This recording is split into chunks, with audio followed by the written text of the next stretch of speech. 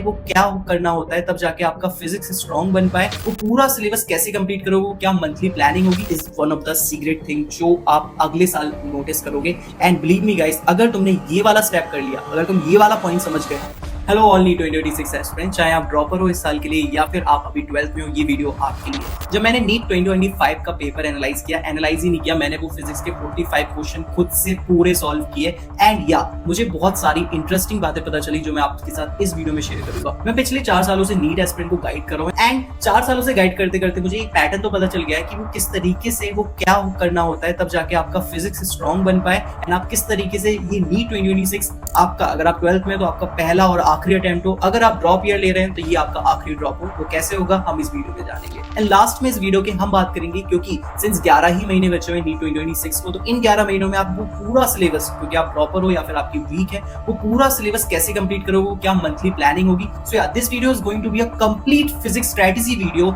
For all the NEET 2026 aspirant. So let's get started. जब मैंने इस साल के 2025 के पेपर के फिजिक्स को ट्राई किया, अटेम्प्ट किया, वो टाइमर लगाकर, देन मैंने एक चीज रियलाइज की, मैंने क्या किया, क्वेश्चंस को 3 कैटेगरी में डिवाइड किया। एक है इजी क्वेश्चन, दूसरे होते हैं मॉडरेट लेवल क्वेश्चंस एंड तीसरी कैटेगरी थी हार्ड क्वेश्चन। जब आप नीट 2025 के पेपर को अटेम्प्ट करोगे तब आपको रियलाइज होगा कि उसमें हार्ड क्वेश्चन सिर्फ और सिर्फ 3 थे, यस, एंड मॉडरेट क्वेश्चंस 15 थे एंड इजी क्वेश्चन 27 थे, yes 27। And the most important point जो तुम्हें कोई नहीं बताने वाला, this is one of the secret thing जो आप अगले साल नोटिस करोगे। एंड बिलीव मी गाइस, अगर तुमने ये वाला स्टेप कर लिया, अगर तुम ये वाला पॉइंट समझ गए, तो नेक्स्ट ईयर का जो पेपर होगा वो तुम्हारे लिए will be easy for you. So the thing is that जब कभी भी तुम इस साल प्रैक्टिस करो, अपनी बुक उठाओ, मॉड्यूल उठाओ, कहीं से भी ऑनलाइन प्रैक्टिस करो, द थिंग इज दैट देखते ही तुम्हें क्वेश्चन, फिजिक्स का क्वेश्चन देखते ही तुम्हें उसको कैटेगराइज करना आना चाहिए कि ये इजी लेवल का क्वेश्चन है, मॉडरेट लेवल का क्वेश्चन है, हार्ड क्वेश्चन है। अब भैया आप ये क्यों बोल रहे हो कि हमें गैस करना क्यों सिखा रहे हो? मैं इसलिए सिखा रहा हूँ ब्रो, क्योंकि जब 1 साल बाद नीट के पेपर में तुम बैठोगे तो तुम्हारे लिए सबसे बड़ा डिसीजन, आप में से बहुत सारे लोग जिन्होंने नीट दिया उनको पता है कि नीट में एक मेजर चैलेंज ये भी होता है कि कभी कभी हमें पता ही नहीं चल पाता कि वो क्वेश्चन टफ है और हम उसको फालतू ट्राई करते रहते हैं और अपना टाइम वेस्ट करते हैं। एंड दैट इज वाई तुम्हें अभी से प्रैक्टिस करनी होगी, ये चीज डिसाइड करने की। हो सकता है आपने कोई क्वेश्चन सोचा मॉडरेट है लेकिन वो इजी निकला, वो धीरे धीरे प्रैक्टिस के थ्रू आपका जो गैसिंग पावर है कि ये अभी करना है, बाद में करना है, इजी लेवल का है, मॉडरेट लेवल का है, हार्ड लेवल का, ये धीरे धीरे इंप्रूव होगा। तो ये प्रैक्टिस के दौरान आपको इंप्रूव करते जाना है इस वाली एबिलिटी को। नाउ अब हम बात करेंगे अपने second step and that is कि अगर आप जीरो लेवल पे हो, बिल्कुल ही जीरो लेवल पे, आपको कुछ भी नहीं आता है, या फिर आप मॉडरेट लेवल पे, किसी भी लेवल पे हो, आप एडवांस लेवल तक कैसे पहुंचोगे? Because the thing is that अगर आप इजी पढ़ रहे हो, पेपर इजी आया तो आप कर लोगे, लेकिन पेपर टफ आया तो आप नहीं कर पाओगे। लेकिन अगर आपका लेवल, हर लेवल पे आपने प्रिपरेशन की है, आपने हर लेवल के अच्छे क्वेश्चंस लगाए हुए हैं, तो पेपर इजी है टफ आए आपको कुछ फर्क नहीं पड़ता, आप अच्छा ही करके आओगे। नाउ फिजिक्स जो है वो basically 50% of your preparation time ले लेता है, यस। तो आपको मैनेज करना होगा अपने टाइम को, आपको बायो एंड केमिस्ट्री को अकॉर्डिंगली मैनेज करना होगा, फिजिक्स को कंपैरेटिवली ज्यादा टाइम देना होगा। सबसे पहली चीज एंड सबसे इंपॉर्टेंट चीज जो मैं हमेशा बताता हूँ, आज भी बता रहा हूँ, बेसिक्स के बिना फिजिक्स नहीं हो पाएगा। एंड इस साल का नीट 2025 का पेपर ये चीज प्रूव कर देता है कि अगर तुम्हें बेसिक्स नहीं आते तो सिंपली फॉर्मुलाज देख के, थोड़ी बहुत क्वेश्चन प्रैक्टिस करके, फॉर्मुलाज रट के तुम नीट का फिजिक्स का पेपर कभी भी क्रैक नहीं कर सकते। बेसिक्स में क्या क्या चीजें तुम्हें स्ट्रॉन्ग करनी है, अगले 3 से 4 महीने तुम्हें क्या करना है, सिर्फ इन 4 से 5 चैप्टर्स पे फुल्ली डेडिकेटेड रहना है। एंड जितने क्वेश्चन लगा सकते हो, चाहे वो 200 क्वेश्चन हो, 300, 400, 500 क्वेश्चन हो,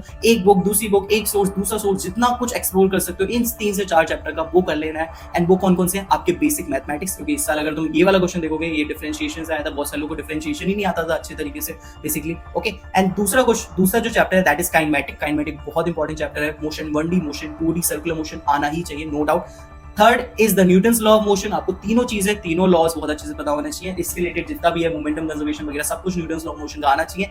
fourth is your work energy power, ultimate chapter जो आपको एक अल्टीमेट गाइडेंस देगा। आपको इनके बेसिक से लेकर एडवांस तक की सारी चीजें प्रिपेयर करनी है। अगर आपके ये 4 फंडामेंटल चैप्टर्स अच्छे हो जाते हैं तो आपकी फिजिक्स ईजी हो जाएगी, अदरवाइज आपको फिजिक्स आज क्या कभी भी समझ नहीं आएगी। नाउ आप में से बहुत सारे लोग बोलोगे कि भैया हमारे मॉड्यूल्स वगैरह में तो एक ही लेवल के क्वेश्चंस होते हैं, वो एक ही एक्सरसाइज होती है, बस उसी में करना होता है, तो हमें इतनी सारी चीजें कैसे मिलेंगी कि हमें प्रीवियस ईयर क्वेश्चंस भी मिल जाए एंड इतने सारे लेवल पे क्वेश्चन मिल जाए। So I found a very great app and literally मुझे बहुत अच्छा ऐप लगा एंड दैट इज STEM-S। सो इनका अगर हम क्वेश्चन बैंक चेकआउट करें तो फिजिक्स, केमिस्ट्री, बायो तीनों के क्वेश्चंस हैं। अगर हम फिजिक्स में सपोज ग्रेविटेशन ओपन करते हैं इनका मॉड्यूल, सो ग्रेविटेशन में भी इन्होंने हर चैप्टर में ऐसा कर रखा है कि इन्होंने पहले लेवल 1 के क्वेश्चन दिए, फिर लेवल 2, लेवल 3, यस, इन्होंने तीनों के लिए अलग अलग मॉड्यूल्स बनाए हुए हैं, तो आप उनके लिए अकॉर्डिंगली प्रैक्टिस कर सकते हो एंड प्रीवियस ईयर क्वेश्चंस भी प्रैक्टिस कर सकते हो इसी में, जैसा आप देख सकते हैं। एंड इन्होंने इसी चीज को फॉलो किया जो इस साल नीट में आया कि लेवल 3 में वो हार्ड क्वेश्चंस, वो थोड़े से कंसेप्चुअली अच्छे क्वेश्चन है, थोड़े से टफ है, थोड़े से कैलकुलेटिव है, बिकॉज आपको उस लेवल तक पहुंचना होगा। जैसे मैंने बताया ना कि अगर आप इजी से प्रैक्टिस करोगे तो हो सकता है आप अगले साल का नीट का पेपर अच्छे से कर भी ना पाओ। सो जो लोग वीक है वो पहले लेवल 1 से स्टार्ट करें, देन लेवल 2 पे आए धीरे धीरे, and then after level 3 try करने की कोशिश करें, सॉल्व करने की कोशिश करें। सिमिलरली अगर हम इनकी बायो को देखें तो स्टैम एस्पेक्ट बायो में मुझे एक अच्छी बात लगी कि उन्होंने 9 to 9 एनसीईआरटी के लिए अलग क्वेश्चन प्रैक्टिस दिए हुए हैं, अशरफ रीजन के लिए अलग, स्टेटमेंट वालों के लिए अलग, देन आफ्टर मैचिंग के लिए अलग, एंड डायग्राम बेस के लिए भी उन्होंने अलग दिया हुआ है। And one of the most important thing जो मुझे इनकी लगती है कि इनके जो सॉल्यूशंस होते हैं वो काफी डिटेल होते हैं, चाहे वो एनसीईआरटी की किस लाइन से लिए गए हैं। And kind of the thing is that कि आपको नोट्स खोलने की जरूरत नहीं होती है, एनसीईआरटी लाइन की दोबारा देखने की जरूरत नहीं होती, क्योंकि सॉल्यूशंस इनके बहुत डिटेल और इन्फॉर्मेटिव होते हैं कि आपको कंप्लीट अंडरस्टैंडिंग हो जाती है। एंड केमिस्ट्री में भी आपको ये लेवल वाइज अंडरस्टैंडिंग मिल जाएगी, बिकॉज हो सकता है कि इस साल फिजिक्स का पेपर टफ आया, अगले साल केमिस्ट्री भी टफ आ सकता है, तो आपको केमिस्ट्री में भी ऐसे level 1, level 2, level 3 and assertion reason को टैकल करना होगा जो इस साल आए, क्योंकि असर्शन रीजन की भी संख्या नीट में बढ़ती जा रही है केमिस्ट्री के केस में। एक और इनका बहुत अच्छा फीचर मुझे लगता है, इनमें नंबर ऑफ टेस्ट बहुत ज्यादा है, बिकॉज आपको कभी भी कोई भी चीज रिवाइज करनी है आप टेस्ट दो, तो यहाँ पे आपको चैप्टर वाइज टेस्ट मिल जाएंगे, आपको पार्ट वाइज टेस्ट मिल जाएंगे। जैसे अब कुछ लोगों को होता है कि मुझे सिर्फ 11th का करना है, तो यहाँ पे वो भी मिल जाएगा। इसके साथ साथ ग्रैंड टेस्ट भी मिल जाएंगे, 11th और 12th उन लोगों को प्रैक्टिस करनी है वो भी मिल जाएंगे। एंड इसके साथ साथ और नए नए जो टेस्ट होते हैं, अपकमिंग टेस्ट, वो ऑलरेडी आते रहते हैं, तो बहुत सारे टेस्ट इस वाले ऐप में आते रहते हैं, तो आप बहुत अच्छे से प्रैक्टिस कर सकते हैं। एंड या कुछ लोगों का होता है कि उन्होंने अगर कुछ चैप्टर्स कंप्लीट किए, जैसे फॉर एग्जांपल अगर आपने ग्रेविटेशन कंप्लीट किया और इलेक्ट्रोस्टैटिक्स आपने कंप्लीट किया, तो आपको ऐसा कहीं नहीं मिलेगा किसी भी बुक में कि ग्रेविटेशन इलेक्ट्रोस्टैटिक का एक टेस्ट हो, नहीं। तो आपको यहाँ पर इंटरेस्टिंग चीज, यहाँ पे कस्टम मॉड्यूल वाला ऑप्शन है कि आप अपने मन से वो टेस्ट क्रिएट कर सकते हो, उसमें लेवल सिलेक्ट कर सकते हो कि आपको क्या क्या टफ क्वेश्चन चाहिए, प्रीवियस ईयर क्वेश्चन चाहिए कि नहीं चाहिए।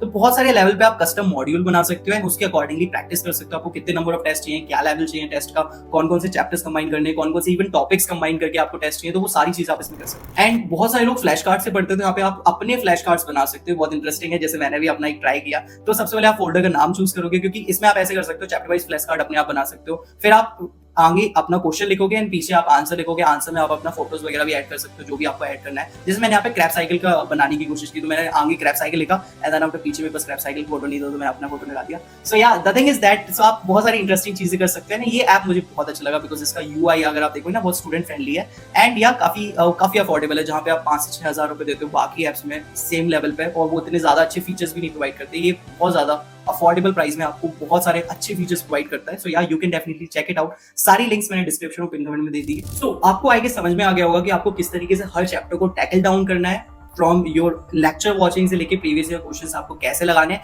अब हम बात करेंगे कि आपके पास जो 11 महीने बचे हो उसमें आप किस तरीके से मंथली प्लानिंग करोगे। सो सबसे पहले हम समझते हैं कि देखो क्या होता है ना, बहुत सारे जो स्टूडेंट्स हैं, जो ड्रॉपर्स हैं बेसिकली, वो स्टार्टिंग से करेंगे एंड जिन लोगों का 11th वीक है, पूरा 11th वेस्ट, उन्होंने 11th पढ़ा ही नहीं, वो भी शुरू से शुरू करने वाले हैं। तो सबसे पहले जिन लोगों को 0 से स्टार्ट करना है उनकी बात करते हैं। तो वो डेफिनेटली आप, जैसे अभी मई चल रहा है तो हम थोड़ा जून से स्टार्ट करेंगे। एंड जो लोग ऑलरेडी 11th कर चुके हैं, जो 12th स्टार्ट कर रहे हैं, उनके लिए तो थोड़ी चीजें इजी को हम लास्ट में डिस्कस करेंगे। तो सबसे पहले हम बात करते हैं कि 0 से कैसे आगे बढ़ना है। तो सिंस बेसिकली हमारे पास कितना टाइम बचा हुआ है, क्योंकि मई में तो आपका नीट का एग्जाम ऑलरेडी है। सो वी हैव 11 मंथ्स, यानी कि हमारे पास पूरा 1 साल भी नहीं है। सो अब हमें करना कैसे है, सबसे पहले ये समझो कि तुम्हें बेसिक्स को बिल्कुल भी नहीं छोड़ना है। एंड दूसरी बात ये है कि ऐसा नहीं करना है कि पहले मैं पूरा 11th कंप्लीट करूंगा फिर पूरा 12th कंप्लीट करूंगा। इस चक्कर में रहोगे तो तुम 12th तक पहुंच ही नहीं पाओगे, उससे पहले टाइम खत्म हो जाएगा। सो हम क्या करेंगे, जो हमारा जून, जुलाई, अगस्त है, इन 3 महीने अपना बेसिक्स वाला मैकेनिक्स का जो है, लाइक जो बेसिक्स है, काइनेमेटिक है, okay, Newton's law of motion है जो मैंने आपको बताया, एंड वर्क, एनर्जी, पावर है, तो ये वाले जो टॉपिक्स है वो हम यहाँ पे करेंगे। एंड हम सितंबर में ही स्टार्ट कर देंगे अपना इलेक्ट्रोमैग्नेटिज्म। सितंबर में हमें क्यों स्टार्ट करना है, because electromagnetism one of the biggest topics है, मतलब टॉपिक तो नहीं कहूंगा, ये one of the biggest syndrome समझ लो, क्योंकि इसमें 7 से 8 चैप्टर्स आते हैं, नंबर ऑफ वेटेज, मतलब इसका वेटेज भी बहुत ज्यादा है नीट के पेपर में, इसलिए हम इसको जितनी जल्दी स्टार्ट कर सकते हो करना पड़ेगा। वो थोड़ा कॉम्प्लेक्स भी है, डिफिकल्ट भी है इसको समझने के लिए, इसलिए इसको समझना पड़ेगा। सुनाओ, जब तुम सितंबर अक्टूबर में स्टार्ट करोगे, नवंबर तक ये चलेगा, तो इलेक्ट्रोमैग्नेटिज्म के लिए तुम्हें 3 से 4 मंथ्स देने पड़ेंगे। इलेक्ट्रोमैग्नेटिज्म बहुत बड़ा पोर्शन है, जो आपकी पूरी 12th की फिजिक्स की एनसीईआरटी फर्स्ट है, वो पूरा इलेक्ट्रोमैग्नेटिज्म है, ऐसे समझ लो, ठीक है। अब आप बोलोगे कि भैया बाकी के टॉपिक्स कब करेंगे, सो ये ओवरलैपिंग है, बाकी सारे टॉपिक्स ओवरलैपिंग है। देन आफ्टर आप जनवरी, आपका इलेक्ट्रोमैग्नेटिज्म दिसंबर तक खींचेगा, बिकॉज आई नो इलेक्ट्रोमैग्नेटिज्म बहुत बड़ा है, तो ये आपका 4 महीना यानी कि सितंबर, अक्टूबर, नवंबर, दिसंबर आपका इलेक्ट्रोमैग्नेटिज्म ही ले जाएगा। जनवरी एंड फरवरी में आप, या फिर आप दिसंबर में भी स्टार्ट कर सकते हो, तो आप optics and modern physics start करोगे यार, तो मॉडर्न फिजिक्स और ऑप्टिक्स आपका दिसंबर जनवरी फरवरी के बीच में आएगा। और इट्स नॉट लाइक कि आपको एक बार में एक ही चैप्टर करना हो सकता है, आप दिन में कोई दूसरा चैप्टर पढ़ रहे हो, रात में दूसरे चैप्टर की प्रिपरेशन कर रहे हो, बिकॉज टाइम ही कम है। बिकॉज जब आपको एक साल पे 2 साल का सिलेबस करना होता है तब आपको इस वाला मेथड को फॉलो करना होता है कि आप पहले एक मेजर पोर्शन कर रहे होते हो, रात में आप एक थोड़ा सा जो इजियर है वो कर रहे होगे। सो इसी दौरान आप क्या करोगे, आपका जो रोटेशन है ग्रेविटेशन है, तो जो रोटेशन है ग्रेविटेशन है, आपकी जो फ्लूइड मैकेनिक्स है, यस, सो फ्लूइड मैकेनिक्स और सॉलिड की प्रॉपर्टीज जो है वो सब आप ओवरलैपिंग अगस्त सितंबर में ही कर रहे होगे बेसिकली। एंड देन आफ्टर इसके साथ नवंबर दिसंबर में आप ओवरलैपिंग, यानी जब आपका इलेक्ट्रोमैग्नेटिज्म चल रहा होगा तब भी आप ऑप्टिक्स वगैरह पहले कर सकते हो। यहाँ पे आप वेव्स का थर्मो करना या बेटर रहेगा, क्योंकि क्या है ना, इलेक्ट्रोमैग्नेटिज्म टफ है, तो हमेशा ध्यान रखना एक टफ को इजी के साथ करना। ऐसा मत करना कि 2 ही टफ चैप्टर पढ़ रहे हो, रोटेशन भी साथ में पढ़ रहे हो, इलेक्ट्रोस्टैटिक्स भी साथ में पढ़ रहे हो, दोनों ही समझ में नहीं आएंगे। और बिना प्रैक्टिस के तो कोई भी चैप्टर आगे मत जाना, नहीं तो कोई सेंस नहीं, फिर क्या फायदा इतनी मेहनत करने का, एक साल ड्रॉप लेने का, क्या ही फायदा। So that is why don't waste your 12th, don't waste your drop year, just follow this method and you will be okay. ठीक है, थर्मो एंड वेव्स, यस, मैं आपको बता दूं वेव्स में बहुत सारे लोगों को प्रॉब्लम आती है कि वेव्स थोड़ा लंबा चल सकता है, क्या पता 1 महीने में आपने वेव्स का एक ही चैप्टर करा। अब सिलेबस कब तक खत्म हो जाना चाहिए, देखो बहुत सारी चीजें हैं। नाउ जो लोग 12th में है, जिनका 11 ठीक ठाक है, मॉडरेट है, 12th अच्छे से स्टार्ट किया है, तुम जितनी जल्दी सिलेबस कर सको, चाहे मिड जनवरी तक कोशिश करो कि तुम्हारा सिलेबस हो जाए।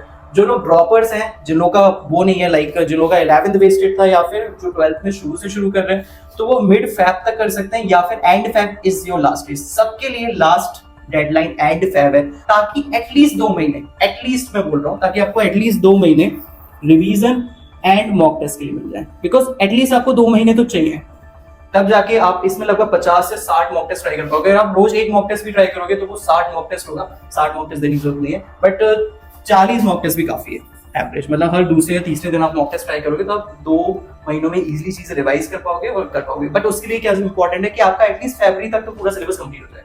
अब बहुत सारी चीजें वेरिएशन हो सकती है, बट इस चीज का हमेशा ध्यान रखना कि एक टफ के साथ स्मॉल को कंबाइन करना हो सकता है, एक दिन में 2 चैप्टर्स भी की जा सकते हैं। और बेसिक्स को बिल्कुल भी इग्नोर मत करना, इनको तो डेडिकेटेड अच्छा टाइम देना, अच्छी प्रैक्टिस देना, दिन में इनके लेक्चर्स अटेंड करना, रात में इनकी खूब जम के प्रैक्टिस करना। ये अगर स्ट्रांग हो गया आपका बेसिक्स अगले 3 या 4 महीनों में, तो बाकी चीजें इजी हो जाएंगी। अगर ये नहीं हुआ तो बाकी कुछ भी नहीं हो पाएगा और फिर आपका नीट भी नहीं हो पाएगा। So this is the most important thing. Yeah, so that's it for today's guys. I hope so कि आपको ये वीडियो बहुत अच्छा लगा होगा, and yeah, definitely you can check it out. STEM-S, it's a very good app and really मुझे बहुत प्यारा लगा इनका पूरा जो overall environment इन्होंने create किया, that's really good.